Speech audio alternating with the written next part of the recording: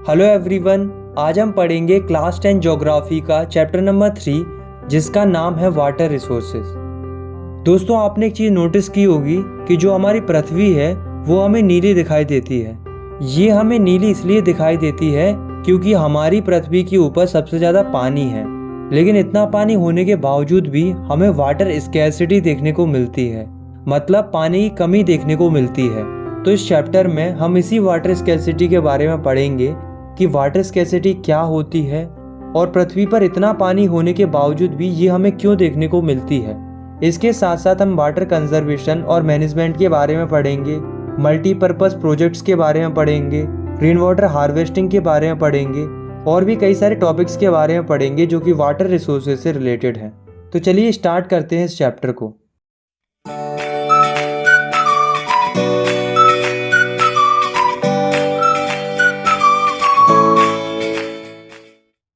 तो ये है हमारी अर्थ का 3/4 पोर्शन वाटर से कवर्ड है, यानी कि पृथ्वी पर बहुत पानी है।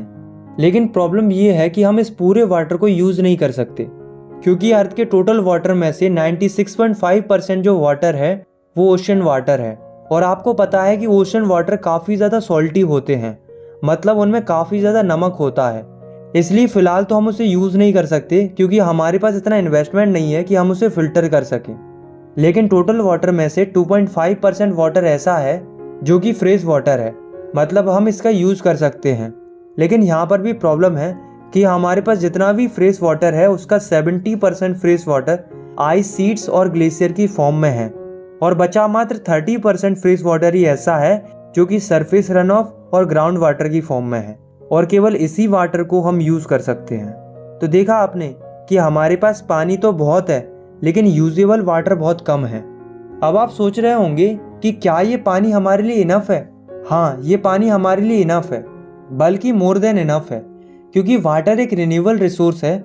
रिन्यूएबल रिसोर्स मतलब वाटर समय के साथ साथ रिन्यू होता रहता है, मतलब नया बनता रहता है, और ये प्रोसेस होती है हाइड्रोजन साइकिल की मदद से।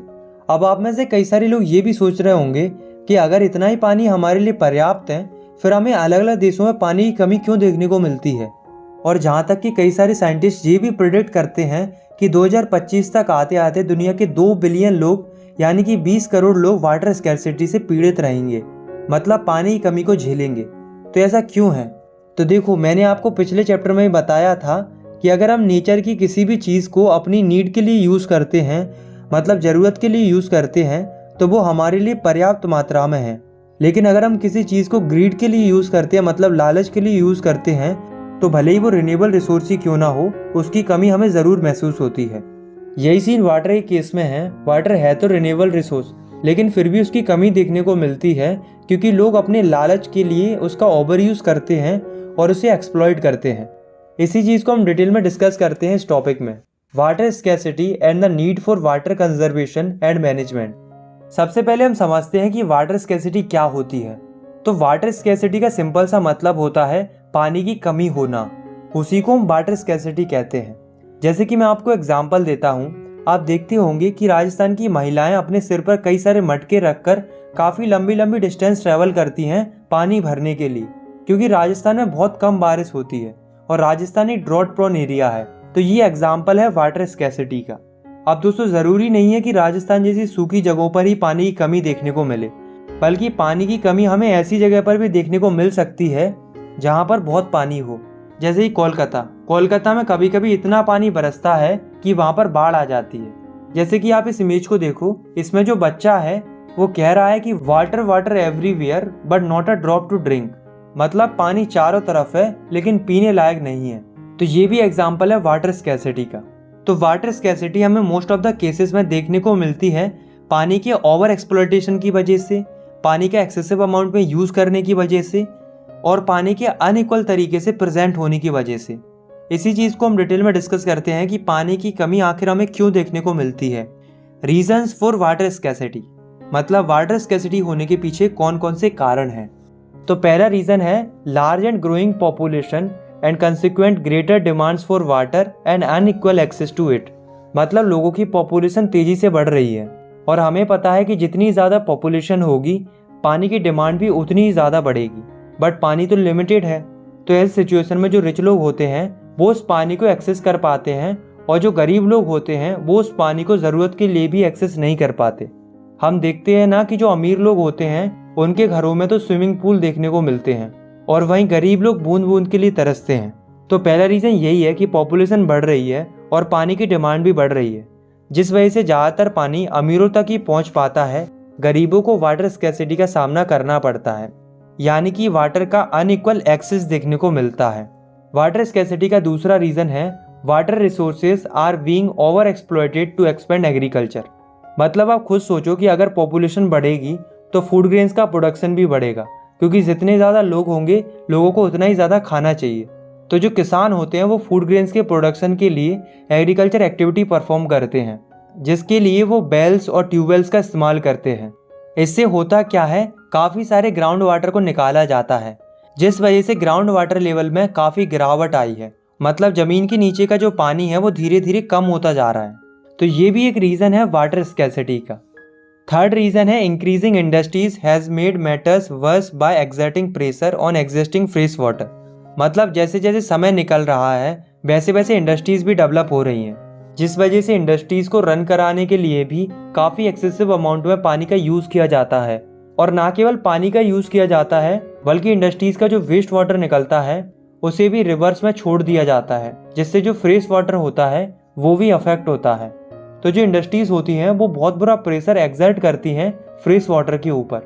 केवल इतना ही नहीं बल्कि इंडस्ट्रीज़ को रन कराने के लिए जो हैवी इलेक्ट्रिसिटी चाहिए होती है वो हाइड्रो इलेक्ट्रिसिटी होती है, जो कि फ्रेश वाटर से ही डेवलप की जाती है। इनफैक्ट इंडिया में टोटल इलेक्ट्रिसिटी में से 22% इलेक्ट्रिसिटी हाइड्रो इलेक्ट्रिसिटी ही होती है। तो इंडस्ट्रीज़ का होना भी एक मेजर रीज़न है वाटर स्कैर्सिटी के पीछे। चौथा रीज़न है over exploitation of water in urban areas. मतलब अर्बन एरियाज में यानी कि शहरी इलाकों में पानी का ओवर एक्सप्लॉइटेशन होता है, जिसकी वजह से शहरों में भी वाटर स्कैर्सिटी देखने को मिलती है। अब शहरों में वाटर स्कैर्सिटी क्यों देखने को मिलती है, इसे हम थोड़ा डिटेल में पढ़ते हैं। देखो, ये समस्या हमें इसलिए देखने को मिलती है क्योंकि अर्बनाइजेशन हो रहा है। अर्बनाइजेशन मतलब जो गाँव के लोग हैं वो धीरे धीरे शहरों की तरफ बढ़ने लगे हैं, जिससे शहरों की पॉपुलेशन बढ़ रही है। और ऑब्वियस ही बात है कि जब शहरों की पॉपुलेशन बढ़ेगी तो पानी की डिमांड भी बढ़ेगी। तो पानी की ज़रूरत को पूरा करने के लिए लोगों ने क्या किया कि खुद के ग्राउंड वाटर पंपिंग डिवाइसेस लगाना शुरू कर दिया, मतलब बोरवेल वगैरह करवाना शुरू कर दिया। अब इससे हुआ क्या कि लोगों की कुछ हद तक पानी की ज़रूरत तो पूरी हो गई, लेकिन जैसे ही लोगों ने एक्सेसिव अमाउंट में ग्राउंड वाटर निकालना शुरू किया तो जो ग्राउंड वाटर लेवल था वो डिक्रीज हो गया, जिससे हमें शहरों में भी वाटर स्कैर्सिटी देखने को मिली। हम देखते हैं ना कि कई सारे घरों में जो पानी की मोटर होती है वो बहुत जल्दी पानी छोड़ जाती है। तो ये ग्राउंड वाटर लेवल के डिक्रीज होने की वजह से ही होता है। तो अर्बनाइजेशन भी एक मेजर रीज़न है वाटर स्कैर्सिटी का। तो अभी तक हमने वाटर स्कैर्सिटी के जितने भी रीज़न डिस्कस किए वो क्वांटिटेटिव रीज़न थे, मतलब पानी की अवेलेबिलिटी ही नहीं थी। लेकिन अब हम जो रीज़न डिस्कस करेंगे वो क्वालिटेटिव रीज़न होंगे, मतलब पानी अवेलेबल तो होगा बट वो पीने लायक नहीं होगा। तो वाटर स्कैर्सिटी का पांचवा रीज़न है area where water is sufficiently available to meet the needs of the people but the area still suffer from water scarcity due to the bad quality of water. मतलब लोगों की ज़रूरत के लिए पानी कई जगहों पर सफिशिएंटली अवेलेबल होता है लेकिन फिर भी वाटर स्कैर्सिटी देखने को मिलती है। तो ऐसा इसलिए होता है क्योंकि पानी अवेलेबल तो है बट वो पानी बैड क्वालिटी ऑफ वाटर है, मतलब वो पानी पीने लायक नहीं है। अब वो पानी पीने लायक क्यों नहीं है, तो ऐसा इसलिए है क्योंकि घरों से और इंडस्ट्री से जो वेस्टेज निकलता है उसे सीधा पानी में छोड़ दिया जाता है, जिससे वो पॉल्यूट हो जाता है। दूसरा, हम एग्रीकल्चर के लिए कई सारे केमिकल्स, पेस्टिसाइड्स और फर्टिलाइजर्स का यूज़ करते हैं। तो ये सारी चीज़ें जब लैंड से वाटर तक पहुँचती हैं तो जो वाटर होता है वो काफ़ी नुकसानदायक हो जाता है लोगों के यूज़ के लिए। तो यहाँ तक हमने कई सारे रीजंस डिस्कस किए जो कि रिस्पॉन्सिबल है वाटर स्कैर्सिटी के पीछे। चलो सारे रीजंस को एक बार समराइज करते हैं। तो पहला रीज़न है ग्रोइंग पॉपुलेशन, दूसरा है इंटेंस एग्रीकल्चर, तीसरा है इंडस्ट्रियलाइजेशन, चौथा है अर्बनाइजेशन और पांचवा है water pollution. So I hope आप लोग समझ गए होंगे कि वाटर स्कैर्सिटी के पीछे कौन कौन से रीज़न होते हैं। तो इस पानी की कमी को देखकर गवर्नमेंट ऑफ इंडिया ने एक कदम उठाया, मतलब एक मिशन लॉन्च किया जिसको बोला गया जल जीवन मिशन JJM। इसे शुरू किया गया था to improve the quality of life and enhance ease of living of people specially those in rural areas. मतलब रूरल एरियाज में जो लोग रहते हैं उनकी लाइफ को बेहतर बनाने के लिए इस मिशन को लॉन्च किया गया था। इस मिशन का जो ऑब्जेक्टिव था यानी कि गोल था वो ये सुनिश्चित करना था कि हर एक ग्रामीण परिवार को पोर्टेबल पाइप वाटर सप्लाई मिल रही है या नहीं। इस मिशन के मुताबिक हर एक व्यक्ति को प्रतिदिन 55 लीटर पानी रेगुलर बेसिस पर मिलना चाहिए। ये इस मिशन का ऑब्जेक्टिव था। अब एक सवाल आता है, why do we need for conservation and management, मतलब पानी को कंजर्व और मैनेज करने की क्या ज़रूरत है। तो ऐसा इसलिए है क्योंकि अगर हम पानी को बचाएंगे नहीं और मैनेज नहीं करेंगे तो हमें कई सारी प्रॉब्लम्स देखने को मिल सकती हैं, जैसे कि हेल्थ हजार्ड्स देखने को मिल सकती है, यानी कि बीमारियां देखने को मिल सकती हैं। दूसरा, फूड सिक्योरिटी देखने को मिल सकती है, यानी कि खाने की कमी देखने को मिल सकती है, क्योंकि अगर हम पानी को मैनेज नहीं करेंगे तो क्रॉप्स भी नहीं उग पाएंगी, जिसके चलते फूड सिक्योरिटी देखने को मिलेगी। तीसरा, अगर हमने पानी को कंजर्व और मैनेज नहीं किया तो जो पूरा नेचुरल इकोसिस्टम है वो डिग्रेड कर जाएगा, यानी कि बर्बाद हो जाएगा। इतना ही नहीं, अगर इसी तरीके से पानी का ओवर एक्सप्लॉयटेशन और मिसमैनेजमेंट होता रहा तो हमें इकोलॉजिकल क्राइसिस भी देखने को मिल सकते हैं। तो इतनी सारी प्रॉब्लम्स हमें फेस करनी पड़ सकती हैं अगर हमने पानी को कंजर्व और मैनेज नहीं किया। इसलिए अच्छा है कि हम पानी को कंजर्व करें और मैनेज करें ताकि हम इन समस्याओं से बच पाएं। नेक्स्ट टॉपिक है हमारा multipurpose river projects and integrated water resources management. तो जैसा कि मैंने आपको बताया कि हमें पानी का कंजर्वेशन और मैनेजमेंट करना चाहिए, लेकिन अब सवाल ये आता है कि हम पानी को कंजर्व और मैनेज करें कैसे। How do we conserve and manage water. तो पानी को कंजर्व और मैनेज करने का एक बहुत अच्छा तरीका है जो कि है हाइड्रोलिक स्ट्रक्चर बनाना। हाइड्रोलिक स्ट्रक्चर मतलब पानी के ऊपर या पानी के अंदर ऐसे स्ट्रक्चर बनाना जिनकी मदद से हम पानी को स्टोर कर पाएं और उसके फ्लो को मैनेज कर पाएं, जैसे कि डैम बनाना, रिजर्वियर्स बनाना, कैनल्स बनाना, आर्टिफिशियल लेक बनाना। ये सभी हाइड्रोलिक स्ट्रक्चर्स होते हैं। अब दोस्तों, ऐसा नहीं है कि हम केवल अभी से ही हाइड्रोलिक स्ट्रक्चर बनाना सीखे हैं, बल्कि इंडिया में कई साल पहले से ही हाइड्रोलिक स्ट्रक्चर बनना शुरू हो गए थे पानी को कंजर्व और मैनेज करने के लिए। तो चलिए देखते हैं कि इंडिया में पुराने समय में यानी कि एंशिएंट टाइम में कौन कौन से हाइड्रोलिक स्ट्रक्चर बनाए गए थे। Hydraulic structure in ancient India. तो शुरुआत में यानी कि 1st सेंचुरी BC में इंडिया में श्रृंगवीरपुर नाम की जगह पर, जो कि इलाहाबाद के पास स्थित है, वहाँ पर गंगा नदी के बाढ़ के पानी को चैनलाइज करने के लिए एक सोफिस्टिकेटेड वाटर हार्वेस्टिंग सिस्टम बनाया गया था, ताकि गंगा नदी के बाढ़ के पानी को चैनलाइज करके उसे इरिगेशन के लिए यूज किया जा सके। जैसा कि आप इस इमेज को देख सकते हो, ये इंडिया का सबसे ओल्डेस्ट हाइड्रोलिक स्ट्रक्चर था। इसी तरीके से चंद्रगुप्त मौर्य के टाइम पर काफी बड़ी स्केल में डैम्स, लेक्स और इरिगेशन सिस्टम बनाए गए थे। इसके अलावा हमें आज के समय पर कलिंगा, नागार्जुन कोंडा, बेमूर, कोल्हापुर जैसी जगहों पर भी कई सारे एविडेंस देखने को मिलते हैं जो कि ये दर्शाते हैं कि पहले भी सोफिस्टिकेटेड इरिगेशन वर्क होता था। सिमिलरली 11th सेंचुरी में भोपाल लेक का निर्माण कराया गया था, जो कि अपने समय की लार्जेस्ट आर्टिफिशियल लेक्स में से एक थी।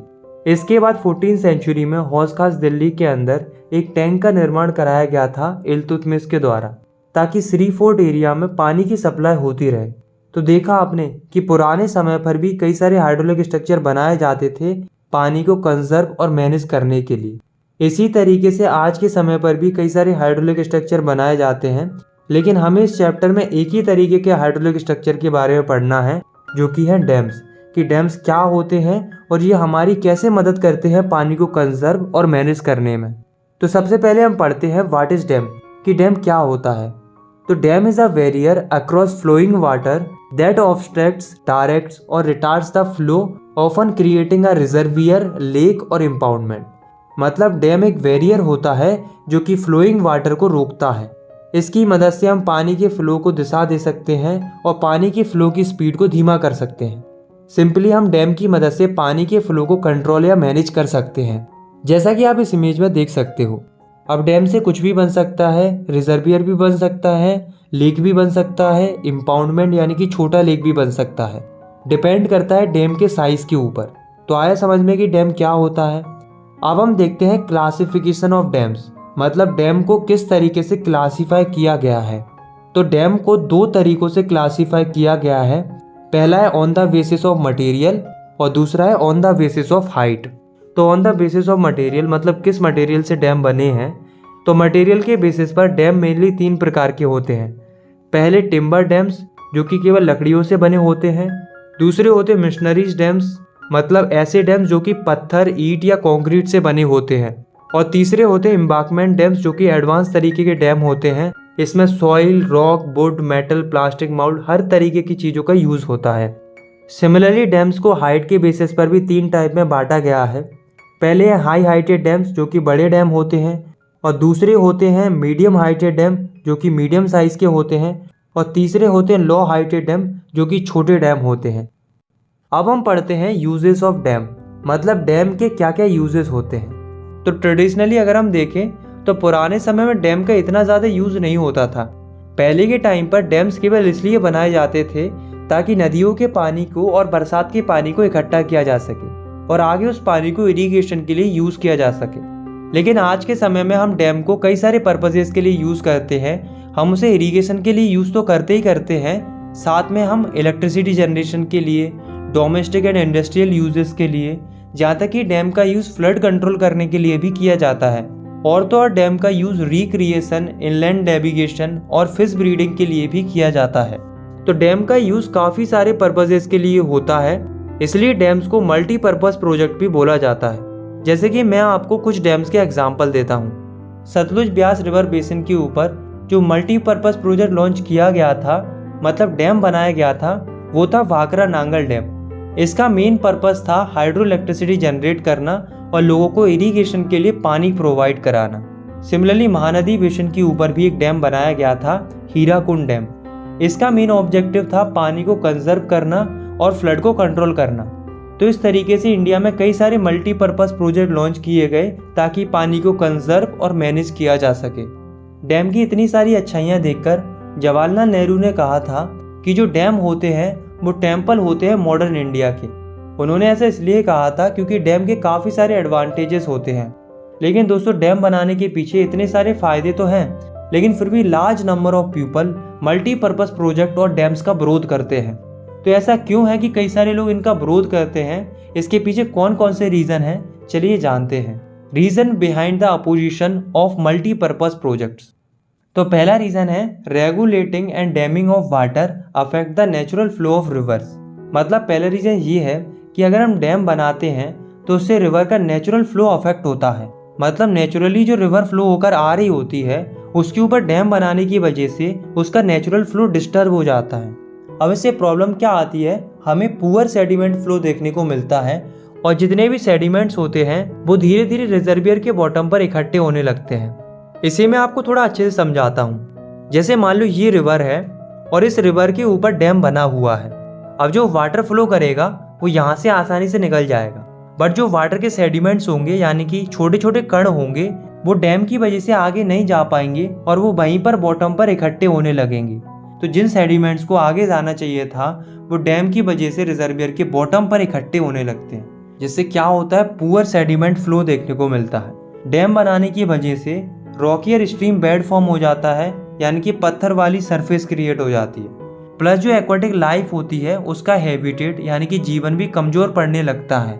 डैम बनने की वजह से एक्वाटिक फोना का यानी कि जीव जंतुओं का माइग्रेट और स्पैनिंग करना डिफ़िकल्ट हो जाता है। इसके अलावा जब रिजर्वियर्स क्रिएट होते हैं तो आसपास के कई सारे पेड़ पौधे और जो मिट्टी होती है वो पानी में सबमर्ज हो जाती है, यानी कि डूब जाती है, जिससे डीकम्पोजिशन होता है, यानी कि वे पेड़ पौधे और मिट्टी सड़ने लगती है, यानी कि खराब हो जाती है। दूसरा रीजन है multipurpose projects and large dams have also been cause of many social movements like Narmada Bachao Andolan and the tehri dam आंदोलन। मतलब मल्टीपर्पज प्रोजेक्ट या बड़े बड़े डैम जब बनते हैं तो इसके विरोध में कई सारे सोशल मूवमेंट्स देखने को मिलते हैं, यानी कि सामाजिक आंदोलन देखने को मिलते हैं, जैसे कि Narmada Bachao Andolan and tehri dam आंदोलन। तो ऐसा क्यों होता है? तो ऐसा इसलिए होता है क्योंकि लार्ज स्केल डिस्प्लेसमेंट होता है लोकल कम्युनिटी का। मतलब जिस जगह पर डैम बनना होता है उसके आसपास के लोगों को, यानी कि वहाँ की लोकल कम्युनिटी को वहाँ से हटाया जाता है और वही लोग आंदोलन करते हैं, क्योंकि लोकल लोगों को अपनी लैंड और अपना लाइवलीहुड छोड़ना पड़ता है। इतना सेक्रीफाइस करने के बावजूद भी इन लोकल कम्युनिटीज़ को डैम बनने का उतना फ़ायदा नहीं मिलता जितना बाकियों को मिलता है। असली फ़ायदा मिलता है बड़े बड़े किसानों को, इंडस्ट्रियलिस्ट को और शहरी लोगों को। तो देख रहे हो कि प्रॉब्लम इन लोगों को फेस करनी पड़ रही है, मतलब इन्हें अपनी जगह छोड़ के जानी पड़ रही है और बेनिफिट अमीर लोगों को मिल रहा है। इसलिए लोकल लोग इसका विरोध करते हैं और आंदोलन करते हैं। तीसरा रीज़न है irrigation has change the cropping pattern. In many region farmers shifted to water intensive और कमर्शियल क्रॉप। देखो, डैम बनने की वजह से किसानों को आसानी से पानी मिल जाता है इरिगेशन के लिए। यही देखकर कई सारे किसान ऐसी क्रॉप्स उगाने लग गए हैं जिनमें काफ़ी ज़्यादा पानी का यूज़ होता है बट प्रॉफिट भी बहुत ज़्यादा होता है।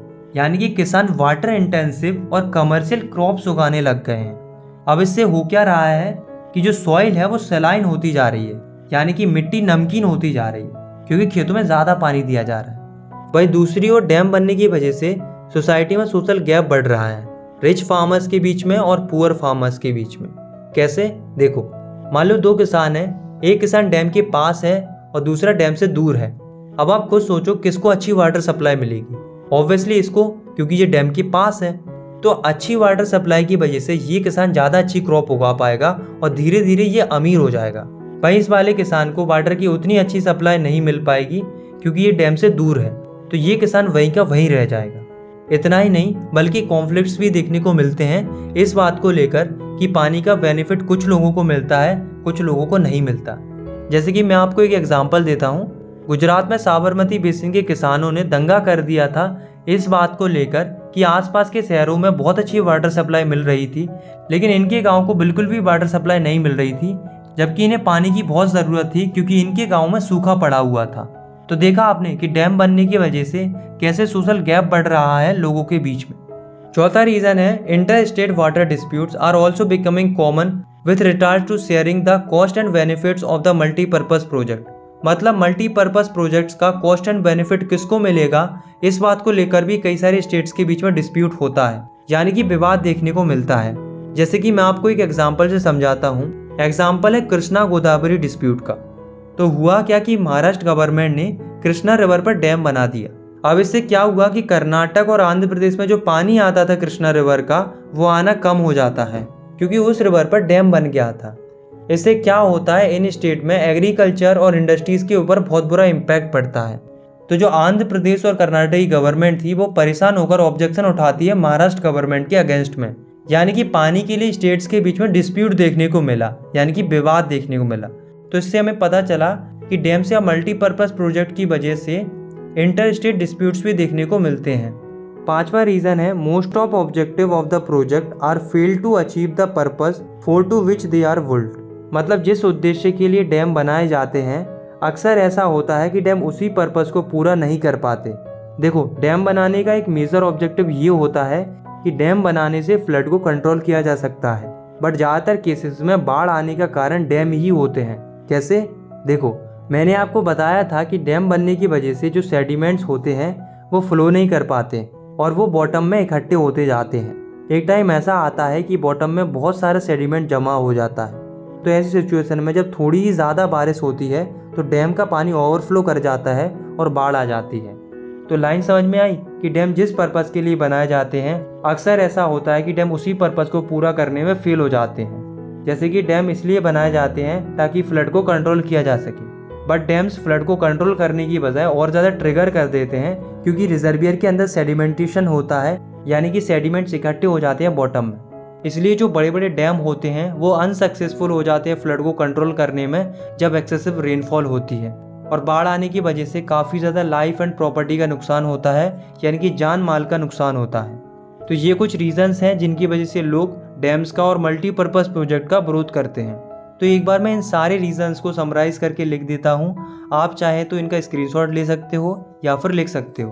तो ये सारे रीजंस देखने के बाद हमें ये पता चलता है कि वाटर को कंजर्व और मैनेज करने के लिए डैम बनाना एक अच्छा ऑप्शन हो सकता है, बट सबके लिए अच्छा ऑप्शन नहीं हो सकता क्योंकि डैम बनाने के फ़ायदे तो हैं बट नुकसान भी कई सारे हैं। नेक्स्ट टॉपिक है हमारा रेन वाटर हार्वेस्टिंग। अब देखो, डैम बनाने के कई सारे नुकसान होते हैं, इसलिए डैम बनाना एक अच्छा ऑप्शन नहीं हो सकता। इसलिए डैम का एक अल्टरनेटिव है जो कि है रेन वाटर हार्वेस्टिंग करना। मतलब पानी को कंजर्व और मैनेज करने के लिए हम डैम बनाने की बजाय रेन वाटर हार्वेस्टिंग कर सकते हैं। तो रेन वाटर हार्वेस्टिंग क्या होती है? तो rain water harvesting is the collection and storage of rain water. मतलब बरसात के पानी को कलेक्ट करना और उसे स्टोर करना ही रेन वाटर हार्वेस्टिंग होती है। आप रेन वाटर हार्वेस्टिंग को इस पिक्चर के माध्यम से बहुत अच्छे से समझ सकते हो कि रेन वाटर हार्वेस्टिंग का सिस्टम कैसा होता है। तो अब हम देखते हैं कि इंडिया में रेन वाटर हार्वेस्टिंग कैसे की जाती है। तो काफ़ी पुराने समय से ही इंडिया में रेन वाटर हार्वेस्टिंग की जाती है। जैसे कि ट्रेडिशनली इंडिया के हिल्स एंड माउंटेनियस रीजन्स में, यानी कि पहाड़ी वाले इलाकों में लोग क्या करते हैं, डाइवर्जेंस चैनल्स बनाते हैं जिन्हें वेस्टर्न हिमालयाज में गुल्स एंड कुल्स कहा जाता है। इन्हीं चैनल्स की मदद से बरसात के पानी को इकट्ठा किया जाता है और फिर इसे एग्रीकल्चर के लिए यूज़ किया जाता है। सिंपली क्या होता है, पहाड़ों वाले रीजन में पानी को इकट्ठा करने के लिए नीचे एक गड्ढा खोद दिया जाता है, जिसमें जब बारिश होती है तो डाइवर्जन चैनल्स की मदद से पानी बहकर उस गड्ढे में भर जाता है और फिर उस गड्ढे के पानी को बाद में ज़रूरत पड़ने पर एग्रीकल्चर के लिए यूज़ कर लिया जाता है। इसी तरीके से राजस्थान वाले रीजन में रूफटॉप रेन वाटर हार्वेस्टिंग देखने को मिलती है, जिसे कॉमनली यूज़ किया जाता है ड्रिंकिंग वाटर को स्टोर करने के लिए। इसमें क्या होता है, जब बारिश होती है तो जो छत पर पानी आता है उसे पाइप के थ्रू स्टोर कर लिया जाता है और फिर उस पानी को ज़रूरत पड़ने पर बाद में यूज़ कर लिया जाता है। ये सिस्टम मेनली हमें राजस्थान में देखने को मिलता है। ठीक इसी प्रकार से बंगाल के फ्लड प्लेन एरियाज़ में, मतलब ऐसे एरियाज़ में जहाँ पर बाढ़ आने का खतरा ज़्यादा रहता है, वहाँ के लोग क्या करते हैं, इनंडेशन चैनल्स बनाते हैं फील्ड्स को इरिगेट करने के लिए। मतलब जो रिवर्स होती हैं उनमें से कैनल्स बना दिए जाते हैं जिन्हें इनंडेशन चैनल बोला जाता है। और जब रिवर का वाटर ओवरफ्लो करता है तो इन्हीं इनंडेशन चैनल्स की मदद से पानी को यूज़ कर लिया जाता है इरिगेशन के लिए। इसके बाद हमारी इंडिया के एरिड और सेमी एरिड रीजन में एग्रीकल्चर फील्ड्स को कन्वर्ट कर दिया जाता है रेनफीड स्टोरेज स्ट्रक्चर्स में, ताकि बरसात के समय पर उस मिट्टी में पानी को रोका जा सके और मिट्टी में नमी बनी रहे। जैसे कि हम एग्जांपल लेते हैं खादिन और जोहर्ट्स का। इसमें क्या होता है, जो ढलान वाली जगह होती है वहाँ पर हम कुछ इस तरीके का बैरियर टाइप का बना देते हैं। इससे क्या होता है, जब बारिश होती है तो जो पानी होता है वो बैरियर की वजह से यहाँ रुक जाता है, जिससे सॉइल में मॉइस्चर बना रहता है और सॉइल की फर्टिलिटी अच्छी हो जाती है। और फिर जब बारिश नहीं होती है तब इस मॉइस्चर ज़मीन को यूज़ कर लिया जाता है एग्रीकल्चर के लिए। इस तरह के मेथड को खादिन बोला जाता है जैसलमेर में, और अलग अलग जगहों पर इसे जोहर्ट्स भी बोला जाता है। इसी तरीके से सेमी एरिड और एरिड रीजन्स ऑफ राजस्थान में, यानी कि बीकानेर, पलौड़ी एंड बेमोर रीजन में ऑलमोस्ट हर घर में अंडरग्राउंड टंकास और टैंक्स देखने को मिलते हैं ड्रिंकिंग वाटर को स्टोर करने के लिए। जैसा कि आप इस इमेज में देख सकते हो, इस तरीके के अंडरग्राउंड टंकास देखने को मिलते हैं और ये टंकास काफ़ी बड़े बड़े होते हैं, लगभग एक कमरे जितने साइज के होते हैं। इसमें क्या होता है, छत से एक पाइप कनेक्टेड रहता है और जब बारिश होती है तब पानी पाइप के थ्रू टंकास में स्टोर हो जाता है और फिर उस पानी को बाद में यूज़ कर लिया जाता है ज़रूरत पड़ने पर। अब हम देखते हैं कि जो ये अंडरग्राउंड टंकास बनाए जाते हैं उसमें पानी स्टोर करने के फ़ायदे क्या होते हैं। Advantages of water storage in टंकास। तो देखो, टंकास का पहला फ़ायदा ये है कि टंकास जो है वो काफ़ी रिलायबल सोर्स माने जाते हैं ड्रिंकिंग वाटर को स्टोर करने के लिए अदर सोर्स के कंपैरिजन में, क्योंकि अदर सोर्सेज के अंदर पानी बहुत जल्दी सूख जाता है, वही टंकास के अंदर पानी जल्दी नहीं सूखता, क्योंकि टंकास ज़मीन के नीचे होते हैं और जो वाटर होता है वो लंबे समय तक स्टोर रहता है। टंकास का दूसरा फ़ायदा ये है कि टंकास ज़मीन के नीचे बनाए जाते हैं, इसलिए ये पूरे रूम को ठंडा रखते हैं। अच्छा, एक पॉइंट याद रखना कि जो रेन वाटर होता है, यानी कि बरसात का पानी होता है, उसे राजस्थान में पलार पानी बोला जाता है। दोस्तों, आज के समय की अगर हम बात करें तो जो रूफटॉप हार्वेस्टिंग सिस्टम है वो इतना यूज़ नहीं हो रहा है जितना पहले होता था। इसके पीछे कारण ये है कि जो इंदिरा गांधी कैनल का निर्माण कराया गया था उससे पूरे राजस्थान में अच्छी वाटर सप्लाई हो रही है, लेकिन फिर भी कई सारे घरों में अभी भी लोग टंकास का यूज़ करते हैं क्योंकि उन्हें टैप वाटर का टेस्ट पसंद नहीं आता। अब हम एक गाँव की स्टोरी पढ़ते हैं जो कि हमारे इस टॉपिक से ही रिलेटेड है। गांव का नाम है गेंडाथुर, जो कि कर्नाटक का एक गांव है। वहाँ क्या था, पानी की बहुत ज़्यादा कमी थी, तो उन्होंने अपनी समस्या को खुद से समझा और खुद से स्टेप लेना शुरू कर दिया। उन्होंने क्या किया, अपने पूरे गांव में यानी कि लगभग 200 घरों में रेन वाटर हार्वेस्टिंग सिस्टम खुद से इंस्टॉल कर दिया, यानी कि टंकास वगैरह बना दिए। आज के समय में इस गांव के 200 घर साल भर में 1 lakh litre rain water harvest करते हैं, यानी कि स्टोर करते हैं और यूज़ करते हैं। इसी टॉपिक से रिलेटेड एक फैक्ट है कि जो तमिलनाडु की गवर्नमेंट है उसने rooftop rain water harvesting structure बनाना कंपलसरी कर दिया है, और जो भी इसका उल्लंघन करेगा उसको पनिश करने के लिए गवर्नमेंट के द्वारा कई सारे लीगल प्रोविजंस भी बनाए गए हैं। ऐसा करने वाला तमिलनाडु एक पहला स्टेट है। लास्ट टॉपिक है हमारा बैम्बू ड्रिप इरिगेशन सिस्टम। तो ये जो सिस्टम है वो 200 साल पुराना सिस्टम है जो कि मेघालय में सबसे ज़्यादा प्रचलित है। इसमें क्या होता है, स्ट्रीम और झरने के पानी को बम्बू यानी कि बांस से बने हुए पाइप की मदद से घरों तक और खेतों तक पहुंचाया जाता है, जैसे कि आप इन पिक्चर्स में देख सकते हो। और आप अच्छे से समझ सकते हो कि बैम्बू ड्रिप इरिगेशन सिस्टम कैसा होता है। इस सिस्टम की मदद से एक बार में लगभग 18 से 20 लीटर पानी हंड्रेड्स ऑफ मीटर्स तक ले जाया जाता है। ये पूरा सिस्टम बांस से बना हुआ होता है, इसलिए इसमें 20 से 80 पानी की बूंदें कम हो जाती हैं। तो यहाँ पर हमारे चैप्टर खत्म होता है। आई होप आपको ये वीडियो पसंद आई होगी। अगर आपको ये वीडियो पसंद आई तो आप इस वीडियो को लाइक कर सकते हो और आप इस चैनल को सब्सक्राइब भी कर सकते हो। आई नो आप वीडियोस का बहुत ज़्यादा वेट करते हो, पर डोंट वरी, मैं जितनी जल्दी हो सकेगा मैं आपके सिलेबस को कंप्लीट करने की पूरी कोशिश कर रहा हूँ। Thank you.